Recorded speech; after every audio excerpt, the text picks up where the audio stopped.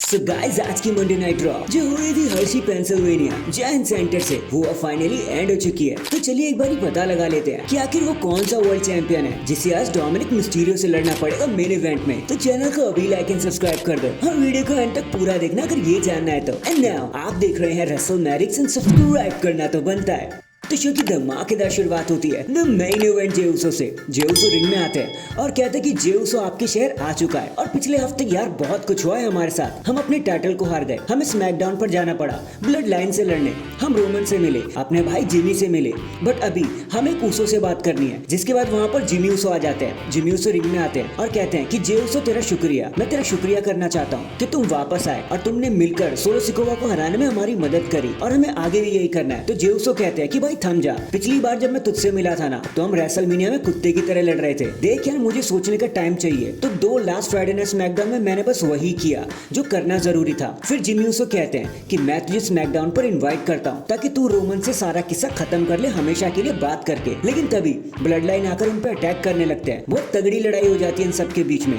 Solo Sikoa, Jacob फातू, टामा and लाओ सब मिलकर उनसे लड़ने लगते हैं। But Jey Uso and Jimmy Uso दोनों मिलकर ब्लड लाइन को खदेड़ने में कामयाब होते हैं। सोलो अपनी टीम को पीछे कर देते हैं कि भाई लड़ने की जरूरत नहीं है और ये मूवमेंट यहीं पर खत्म हो जाता है। नेक्स्ट हमें नाइट का सबसे पहला मैच देखने को मिलता है जो आता है out of nowhere between Sheamus and Ludwig Kaiser. And do not know भाई डब्ल्यूडब्ल्यूई ने इसे क्या सोच के बुक कर दिया। अब तो इनके बीच में स्टोरी लाइन भी खत्म हो गई थी बट स्टिल बताने को कुछ भी नहीं है। शेमस एक ब्रोक किक लगाकर इस मैच को बड़ी आसानी से जीत जाते हैं। फिर बैक स्टेज में हमें जिमी एंड जे एक साथ देखने को मिलते हैं जहाँ सैमी ज़ेन भी होते हैं। सैमी ज़ेन जिमी को रोकते हुए कहते हैं कि जे हमें अकेले में बात करनी चाहिए। जिमी उससे वहाँ से चले जाते हैं और सैमी कहते हैं कि भाई तू क्या कर रहा है, तुझे पता है ना रोमन ने तेरे दिमाग के साथ कितना खेला है, तू ठीक तो है ना, तो अब भी लड़ना चाहता है। तो जे ऊसो कहते कि यार देख मैं समझता हूँ कि तुम मुझे क्या बताने की कोशिश कर रहे हो लेकिन सैमी तुम ये नहीं समझ पाओगे क्योंकि तुम्हारा परिवार नहीं है और ये मेरी फैमिली है। एंड इसके बाद सैमी ज़ेन अपनी बात से अपसेट हो जाते कि भाई ये क्या हो गया। इसके बाद हमें ज़ेलिना वेगा वर्सेस आइवी नील के बीच में एक सिंगल्स मैच देखने को मिलता है। बताने को यहाँ कुछ भी नहीं है। क्रीड ब्रोस और एलडब्ल्यूओ के बीच में एक ब्रॉल हो जाता है जिसका फायदा पूरा का पूरा आइवी नील को मिल जाता है और वो अपना फिनिशर लगा के मैच को जीत जाती है। नेक्स्ट हमें सेथ रॉलिंस देखने को मिलते हैं जो रिंग में आते हैं, सबका वेलकम करते हैं और कहते हैं कि मैं एक मॉन्स्टर को ढूंढ रहा हूँ, क्या तुम जानते हो वो कहाँ पर है।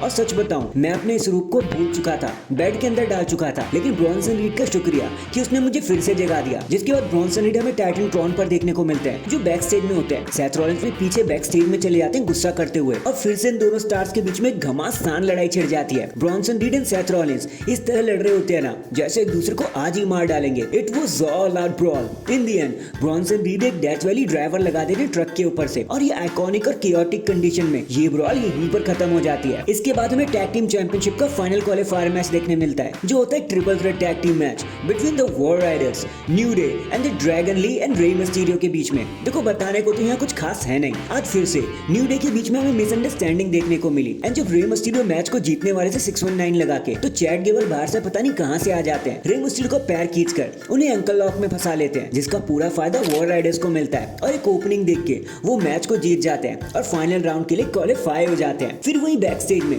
हमें सैमी ज़ेन देखने को मिलते हैं जो सोलो सिकोवा से बात कर रहे होते हैं। जिमी कहते हैं कि देखा तूने वहाँ पे क्या चल रहा है जे, यही सब तो मैं तुझे बताना चाह रहा हूँ, सिर्फ हमारा परिवार है और किसी का भी नहीं। और जे ऊसो ये सब देख के कंफ्यूज हो जाते हैं कि भाई सैमी को सोलो से बात करने की क्या ही जरूरत पड़ गई। एंड फाइनली ये सारी चीजें लीड करती है हमें हमारे मेन इवेंट की तरफ जो डोमिनिक मिस्टीरियो फेस करने वाले थे फॉर्मर वर्ल्ड चैंपियन को। और वो फॉर्मर वर्ल्ड चैंपियन और कोई नहीं बल्कि उनके ही दुश्मन डेमियन प्रीस्ट निकलते हैं। एंड डेमियन प्रीस्ट ने तो इस बार ऐसी लड़ाई करी जैसे न जाने वो उस मूवमेंट का कब से वेट कर रहे थे। डॉम डॉम की कस के मार लगाते हैं वो। बट एक बार फिर से जजमेंट डे ने आकर सारा रायता फैला दिया। बट डेमियन प्रीस्ट वो सो स्ट्रॉन्ग, वो सारी जजमेंट डे को अकेले ही न्यूट्रलाइज कर देते हैं। बट फिर लिव मॉर्गन के असिस्ट के बाद डॉम डॉम को एक रोल ऑन पिनफॉल करने की मदद मिल जाती है और इसी के साथ वो मैच को जीत जाते हैं। लेकिन इस बात से डेमियन प्रीस्ट का इतना दिमाग खराब होता है कि वो डॉम डॉम को कुत्ते की तरह मारते हैं एंड देन एक साउथ ऑफ हेवन लगाकर पूरी नाइट को यही एंड कर देते हैं। एंड डैंग इसी के साथ हमारी आज की मंडे नाइट रॉ यहीं पर खत्म हो जाती है। वैसे आपको आज के lackluster Monday Night Raw के बारे में क्या कहना था